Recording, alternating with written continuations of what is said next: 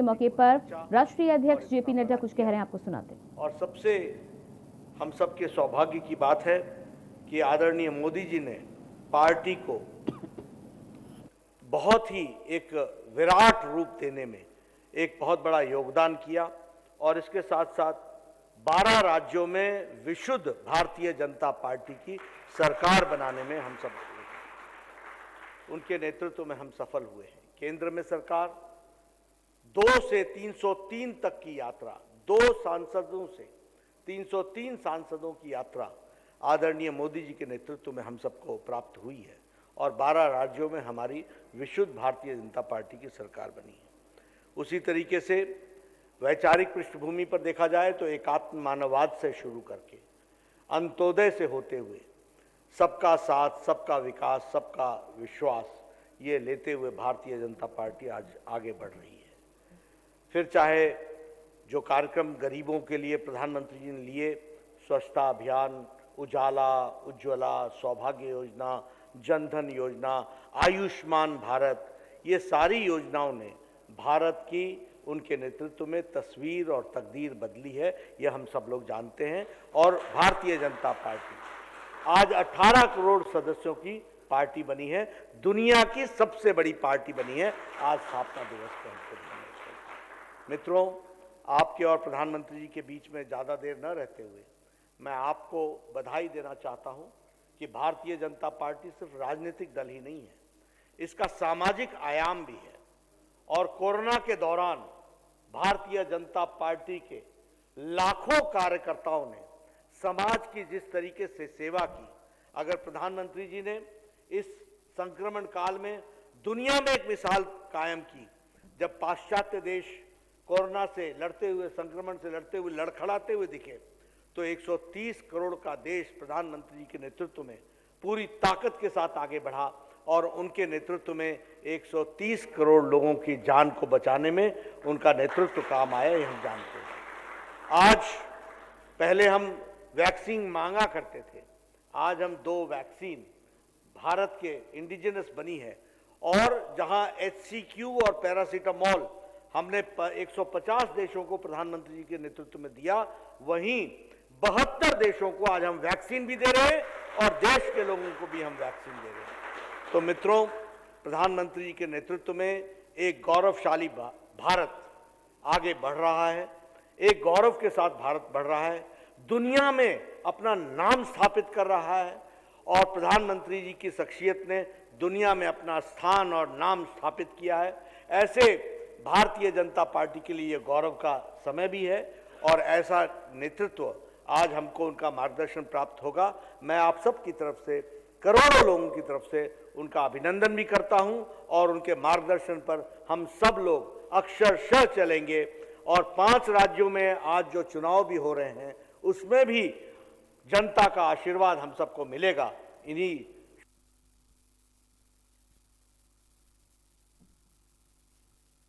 मार्गदर्शन प्राप्त होगा।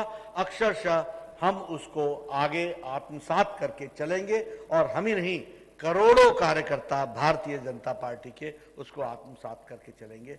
पुनः आप सबको स्थापना दिवस पे बहुत बहुत शुभकामनाएं।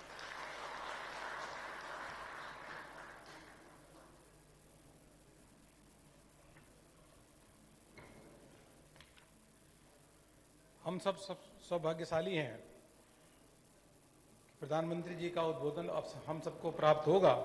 देश के करोड़ों कार्यकर्ता आज जुड़े हुए हैं और हमारे प्रधानमंत्री जी का सदैव संगठन के कार्यकर्ताओं को प्रेरणादायक उद्बोधन मिलता है और कार्यकर्ता उसके आधार पे संगठन के काम को लगातार गति देते हैं और सर्वस्पर्शी सर्वव्यापी भाजपा बनाने के लिए जुड़े हैं। अब मैं माननीय प्रधानमंत्री जी का उद्बोधन देश भर के कार्यकर्ताओं को मिलेगा, ऐसा निवेदन करता हूं। नमस्कार। भाजपा के राष्ट्रीय अध्यक्ष आदरणीय श्री जेपी नड्डा जी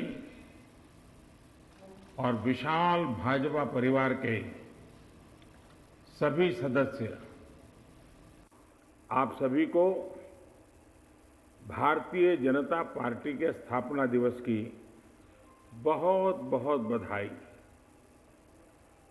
पार्टी की इस गौरवशाली यात्रा के आज 41 साल पूरे हो रहे हैं। ये 41 वर्ष इस बात के साक्षी हैं कि सेवा और समर्पण के साथ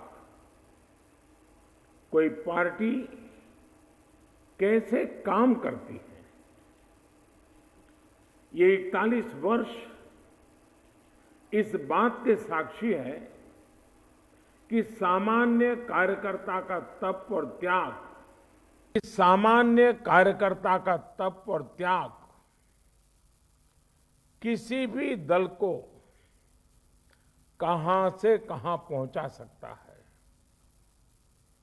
देश का शायद ही कोई राज्य होगा, कोई जिला होगा, जहां पार्टी के लिए 2-2, 3-3 पीढ़ियां न खप गई हो।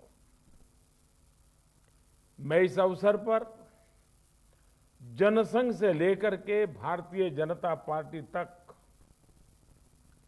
राष्ट्र सेवा के इस यज्ञ में अपना योगदान देने वाले हर व्यक्ति को आदरपूर्वक नमन करता हूं।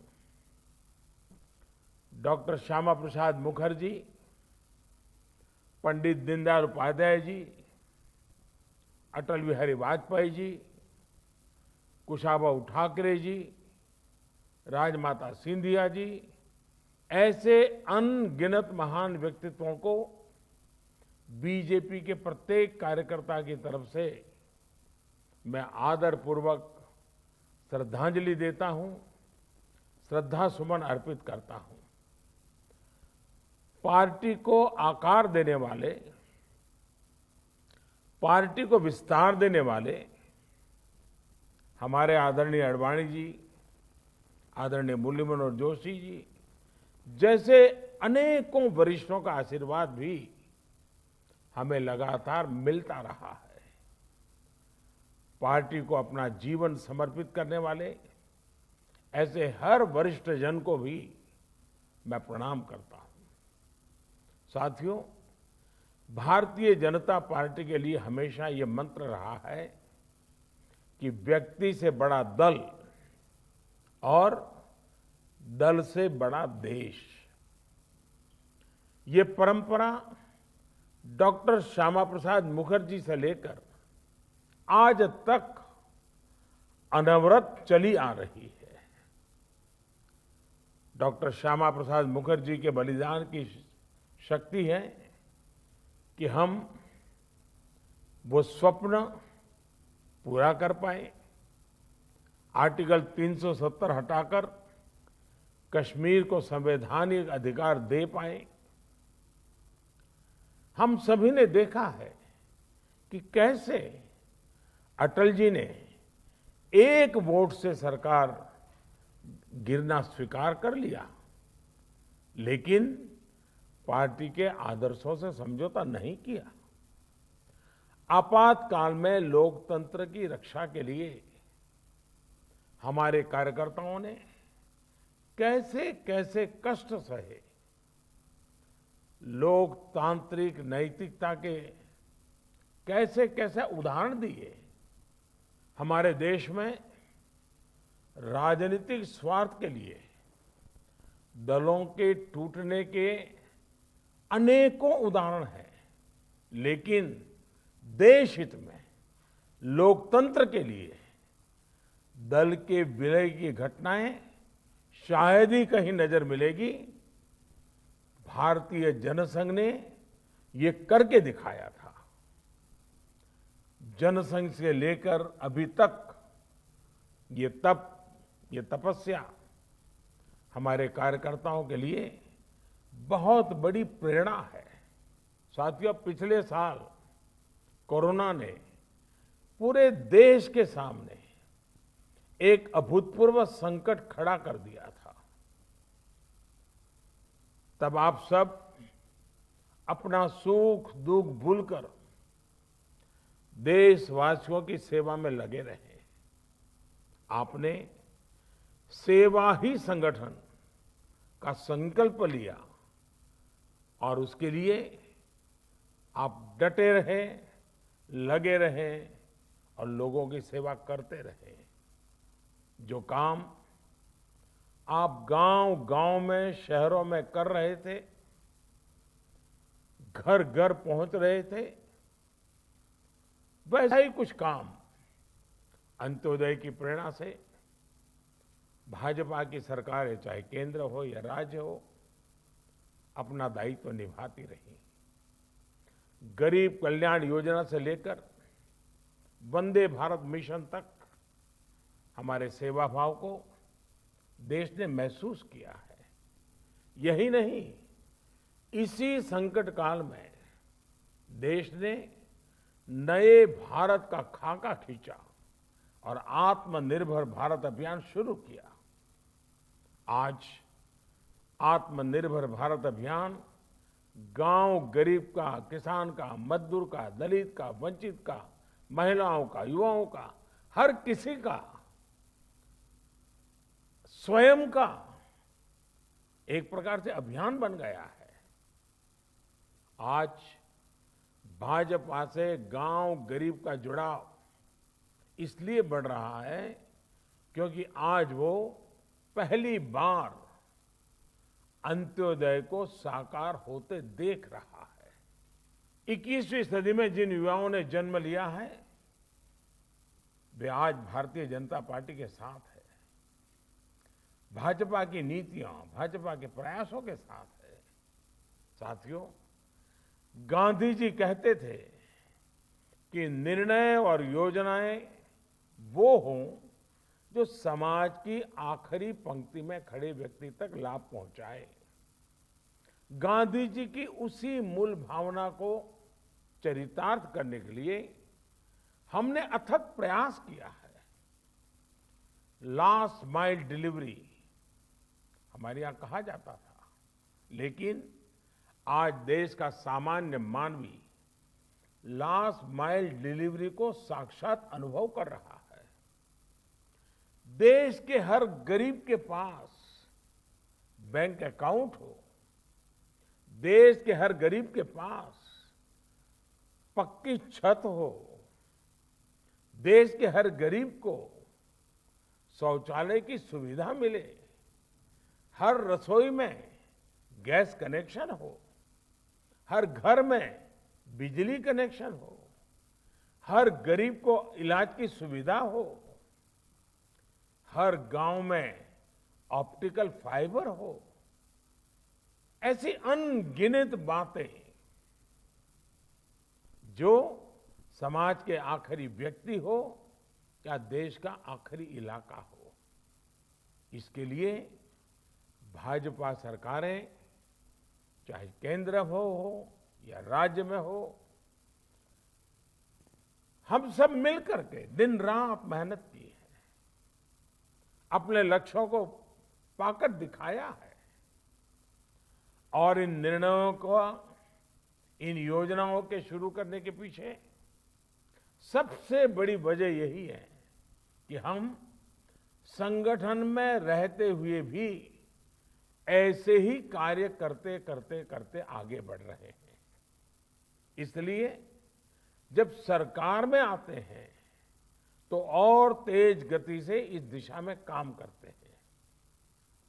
हमारी कार्यशैली है, हम किसी से कुछ भी छीनते नहीं हैं और छीने बिना भी दूसरे के हक या उसे मिले, इसमें जागरूक प्रयास करते हैं।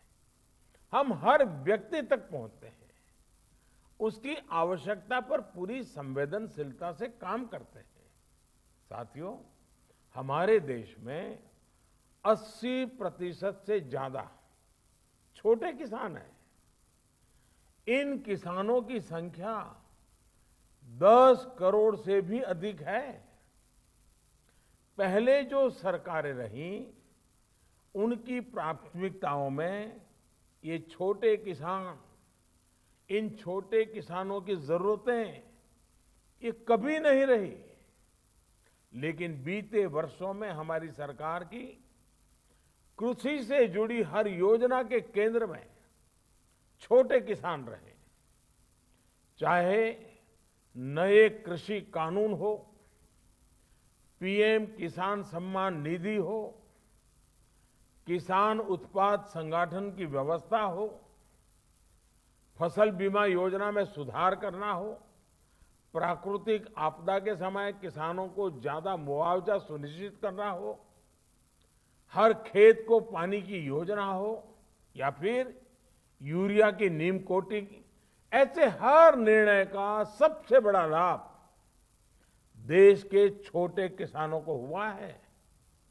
साथियों, बीते वर्षों में हमारी सरकार के हर काम में, हर योजना में महिलाओं को प्राथमिकता दी गई है।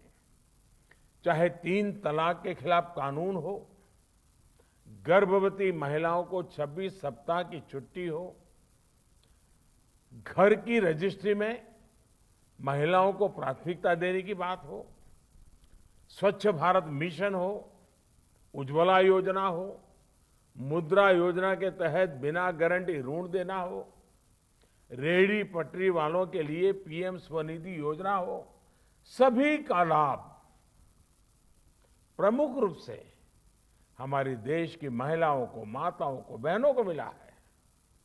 साथियों, हमारे देश में सरकारों का मूल्यांकन, सरकार की शक्ति का आकलन, सरकार के परफॉर्मेंस की बातें ज्यादातर कौन सरकार कितनी बड़ी घोषणा करती रही है उसके ही आसपास रही है। लेकिन पहली बार ये मानदंड बदल रहे हैं, अवधारणा बदली है। हमारी सरकार का मूल्यांकन उसके डिलीवरी सिस्टम से हो रहा है। नीतियां भी, नियत भी और आखिरी इंसान तक उस निर्णय को पहुंचाना, उस सुविधा को पहुंचाना, हकदार को हक पहुंचाना, ये हमारी सरकार की विशेषता रही है। ये देश में सरकारों के कामकाज का नया मूल मंत्र रहा है। बावजूद इसके दुर्भाग्य ये है कि भाजपा अगर चुनाव जीते तो इसे चुनाव जीतने की मशीन कहा जाता है, लेकिन दूसरे जब चुनाव जीतते हैं तो पार्टी की वाहवाही, नेताओं की वाहवाही, न जाने क्या क्या कहा जाता है। इस तरह के 2 मापदंड हम देख रहे हैं। जो लोग कहते हैं कि बीजेपी चुनाव जीतने की मशीन है, वो एक प्रकार से भारत के लोकतंत्र की जो परिपक्वता है उसको समझ ही नहीं पाते। वो भारत के नागरिकों की जो सूझबूझ है उसका आकलन ही नहीं कर पाते हैं। वो उनके समझ के परे हैं। वो भारत के नागरिकों की आशा, अपेक्षाएं और उनके सपनों उसे कभी भी समझ नहीं पाते हैं। सच्चाई ये है कि बीजेपी चुनाव जीतने की मशीन नहीं, देश और देशवासियों का दिल जीतने वाला एक अविरल, अनवरत अभियान है। हम 5 साल तक ईमानदारी से जनता की सेवा करते हैं। सरकार में हो तब, सरकार में न हो तब, हर परिस्थिति में हम जनता से जुड़े रहते हैं, जनता के लिए जीते रहते हैं। और सच्चाई ये है कि हम कभी गर्व नहीं करते कि हमारा दल जीता। हम हमेशा इस बात का गर्व करते हैं कि देश के लोगों ने हमें जिताया। साथियों, अंग्रेजी में एक कहावत होती है, टिप ऑफ द आइसबर्ग। हमारी पार्टी में भी एक टिप ऑफ द आइसबर्ग है। ये अखबारों में, टीवी पर दिखता है, लेकिन इनकी संख्या बहुत ज्यादा नहीं है। लेकिन एक बहुत बड़ी संख्या जो नजर नहीं आती है, भाजपा के उन कार्यकर्ताओं की है जो आमतौर पर दिखाई नहीं देती हैं, लेकिन वो जमीन पर रह करके काम करती है। ये भाजपा को ताकत देते हैं, जनता के बीच काम करते हुए संगठन की शक्ति को और बढ़ाते हैं। अपने जीवन से, अपने आचरण से, अपने प्रयासों से वो जनता का दिल जीतने का काम अविरत करते रहते हैं। इन्हीं के प्रयासों से आज भाजपा दुनिया की सबसे बड़ी पार्टी है। आज आम जनमानस ने ये महसूस करता है कि भाजपा सरकार का मतलब है राष्ट्र निर्माण के लिए सही नीति, साफ नियत और सटीक निर्णय। भाजपा आने का मतलब है राष्ट्र प्रथम, नेशन फर्स्ट। भाजपा आने का मतलब है देश हित से समझौता नहीं, देश की सुरक्षा सर्वोपरि। भाजपा का आने का मतलब है वंशवाद, परिवारवाद की राजनीति से मुक्ति। भाजपा आने का मतलब है योग्यता को अवसर। भाजपा आने का मतलब है पारदर्शिता, गुड गवर्नेंस। भाजपा यानी सबका साथ, सबका विकास, सबका विश्वास। आज भाजपा भारत की विविधता की, अनेकता में एकता की प्रतीक बन गई है। हम हर क्षेत्र, हर भाषा, हर संप्रदाय और हर देशवासी को जोड़कर आगे बढ़ रहे हैं। आज भाजपा से गरीब भी जुड़ा है, मध्यम वर्ग भी हमारे साथ है। हम शहर में भी हैं और गांव में भी हैं। बीजेपी आज नेशनल इंटरेस्ट की भी पार्टी है और क्षेत्रीय आकांक्षाओं की भी पार्टी है। साथियों, हमारे जो संस्कार है, हम राजनीतिक छुआछूत में विश्वास नहीं करते हैं। इसलिए हम सरदार पटेल को समर्पित स्टैच्यू ऑफ यूनिटी बनाकर गर्व महसूस करते हैं। इसलिए हम बाबा साहब आम्बेडकर के लिए पंचतीर्थ का निर्माण कर गर्व करते हैं। हम खुले दिल से भाजपा के घोर विरोधी रहे व्यक्तियों का भी सम्मान करते हैं, उन्हें सम्मान देते हैं। भारत रत्न से लेकर पद्म पुरस्कार इसका उदाहरण है। पद्म पुरस्कारों में हमने जो बदलाव किए हैं वो तो अपने आप में पूरी एक गाथा है। वो तस्वीर कौन भूल सकता है, और उस तस्वीर को देख करके कौन भावुक नहीं हो सकता था। जब पैर में जूते नहीं होते हैं और कोई वृद्ध मां राष्ट्रपति के हाथों सम्मान प्राप्त करती है, ऐसा हम कैसे कर पाते हैं। अननोन लोगों को, जिनके कार्य को पहचानना और इतने बड़े सम्मान से उनको जोड़ना, क्योंकि हम जड़ों से जुड़े रहते हैं, क्योंकि हम जमीन से जुड़े रहते हैं। पद्म पुरस्कार सरकार का निर्णय तो है ही, लेकिन इस निर्णय के पीछे भाजपा की कार्यशैली और भाजपा के संस्कार है। साथियों, ये भाजपा ही है जहां कार्यकर्ता अपना तन, मन, धन देकर पार्टी की सेवा करते हैं। सैकड़ों कार्यकर्ता पार्टी के लिए अपना बलिदान दे चुके हैं। सैकड़ों कार्यकर्ताओं को मौत के घाट उतार दिया गया है। केरल और पश्चिम बंगाल जैसे राज्यों में हमारे कार्यकर्ताओं को धमकियां दी जाती हैं, उन पर हमले होते हैं, उनके परिवार पर हमले होते हैं। लेकिन देश के लिए जीना मरना, एक विचारधारा को लेकर के अड़े रहना, डटे रहना, यही तो भारतीय जनता पार्टी के कार्यकर्ता की विशेषता है। वहीं दूसरी तरफ वंशवाद और परिवारवाद का हश्र भी 21वीं सदी का भारत देख रहा है।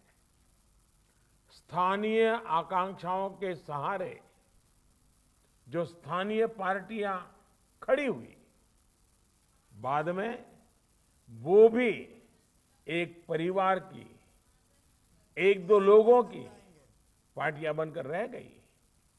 नतीजा आज सामने है। ऐसी पार्टियों ने जो नकली सेकुलरिज्म का नकाब पहन रखा था, वो भी उतरना शुरू हो गया है। सेकुलरिज्म का हमारे यहां मतलब बना दिया गया है कि कुछ ही लोगों के लिए योजनाएं, कुछ ही लोगों के लिए फेवर, वोट बैंक के हिसाब से नीतियां, जो सबके लिए योजना बनाता है। तो ये थे दिल्ली से प्रधानमंत्री नरेंद्र मोदी जो